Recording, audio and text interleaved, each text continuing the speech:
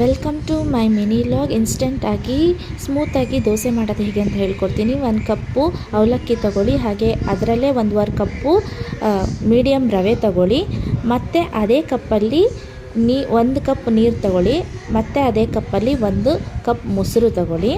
ಅದನ್ನು ನೀಟಾಗಿ ಮಿಕ್ಸ್ ಮಾಡಿ ಅದನ್ನು 10 ಮಿನಿಟ್ಸ್ ಹಾಗೆ ಇಡಿ. ಆ 10 ಮಿನಿಟ್ಸ್ ಆದಮೇಲೆ ಮತ್ತೆ ನೀಟಾಗಿ ಮಿಕ್ಸ್ ಮಾಡಿ ಅದನ್ನು ದೋಸೆಗೆ ಯಾವ ಥರ ಬೇಕೋ ಅದನ್ನು ಗ್ರೈಂಡ್ ಮಾಡ್ಕೊಳ್ಳಿ. ಅದಕ್ಕೆ ಸ್ವಲ್ಪ ಸೋಡಾ ಹಾಕ್ಕೊಂಡು, ರುಚಿಗೆ ತಕ್ಕಷ್ಟು ಉಪ್ಪು ಹಾಕ್ಕೊಂಡು ತವನ ಕಾಯಕ್ಕಿಟ್ಟು ಅದನ್ನು ಮೀಡಿಯಮ್ ಆಗಿ ಸೆಟ್ ದೋಸೆಗೆ ಯಾವ ಥರ ಬೇಕೋ ಆ ಥರ ಹಾಕ್ಕೊಂಡು ಎಣ್ಣೆ ಹಾಕ್ಕೊಂಡು ರೋಸ್ಟ್ ಮಾಡ್ಕೊಳ್ಳಿ. 2 ಕಡೆ ಬೇಕಂದರೆ 2 ಕಡೆನೂ ರೋಸ್ಟ್ ಮಾಡ್ಕೊಳ್ಳಿ. ನೋಡಿ, ಈ ಥರ ಇನ್ಸ್ಟೆಂಟಾಗಿ ಮನೆಯಲ್ಲೇ ಸ್ಮೂತಾಗಿ ದೋಸೆ ಮಾಡೋದು ನಿಜವಾಗ್ಲೂ ತುಂಬ ಚೆನ್ನಾಗಿ ಬರುತ್ತೆ. ಅದನ್ನು ಹಾಗೆ ನನ್ನ ಮಗಳಿಗೆ ಅಂತ 1 ದೋಸೆ ಹಾಕಿದ್ದೆ, ಅದನ್ನು ಕೊಟ್ಟೆ. ಅವಳು ತುಂಬ ಎಂಜಾಯ್ ಮಾಡ್ಕೊಂಡು ಸೂಪರ್ ಅಂತ ತಿಂತಿದ್ದೆ.